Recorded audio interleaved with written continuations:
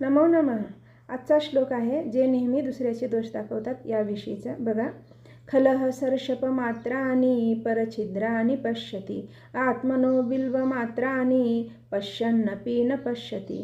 याचा अर्थ असा आहे बघा, दुष्ट लोक, दुष्ट माणसं दुसऱ्याचे मोहरी इतके सुद्धा दोष दाखवतात आणि स्वतःचे बेलफळा इतके सुद्धा मोठे दोष पाहून सुद्धा न पाहिल्यासारखे करतात.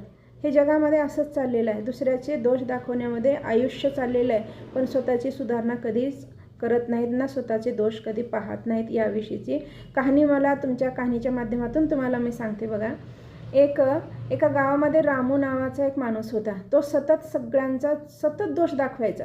जाता येता प्रत्येकाला तुझं अंगणच साफ नाही आहे, तू शेतात पीकच नीट लावला नाहीस, किंवा तुझे पोरं किती आवारी आहेत, किंवा तुझे पोरं किती खोडकर आहेत.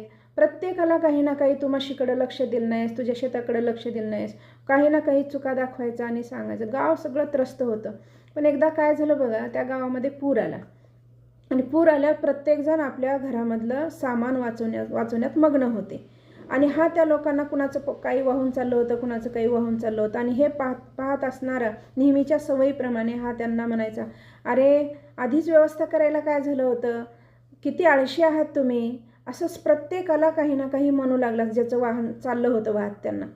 एक वृद्ध गावातला म्हातारा जवळ आला आणि तो म्हणाला, रामू, किती वेळापासून तू दुसऱ्याचे दोष दाखवण्यात, दुसऱ्याच्या चुका दाखवण्यात मग्न आहेस. तुला कळलंच नाही की तुझं तिकडं घर वाहून गेलेलं आहे, हे तुझ्या लक्षात सुद्धा नाही. तेव्हा लक्षात आलं, अरे बापरे, मला आपण दुसऱ्यांच्या छोट्या छोट्या चुका दाखवत राहिलो आणि आपल्या मोठ्या अडचणीकडं आपण दुर्लक्ष केले नाही. जगामध्ये हेच आहे, जो दुसऱ्याच्या छोट्या छोट्या चुका दाखवतो ना, त्याचे मोठे मोठे संकट त्याला दिसतच नाही आणि तो परेशान असतो. तर असं दोष न दाखवता अगोदर आपलं निरीक्षण करावं. आपण पाहावं की आपण खरंच किती त्या बाबतीत ज्याला आपण नाव ठेवत आहोत ती गोष्ट आपल्याकडं परिपूर्ण आहे का, या गोष्टीविषयी विचार करावा. आणि मगच एकतर दुसऱ्याला नाव ठेवूच नाही, दुसऱ्याचे दोष दाखवण्यापेक्षा आपली सुधारणा कसं करता येईल हे पाहण्याचा नेहमी विचार करावा, एवढेच मला वाटते. जर तुम्हाला हा श्लोक आवडला असेल तर चॅनलला सबस्क्राईब करा आणि लाईक व शेअर करायला विसरू नका. धन्यवाद.